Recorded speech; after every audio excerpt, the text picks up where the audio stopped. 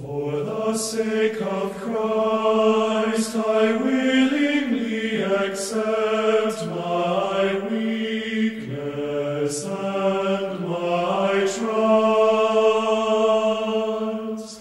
For when I am powerless, then I am strong.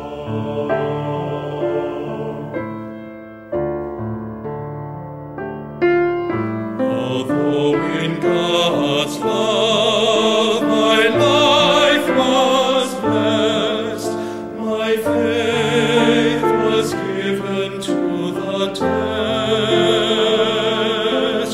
For mercy did I pray, and then I heard God say, my grace is enough for you. My grace is enough for you.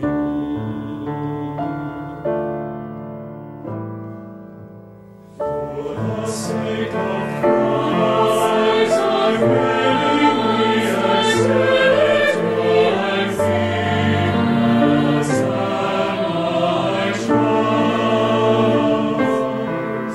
For when I am powerless, then I am strong.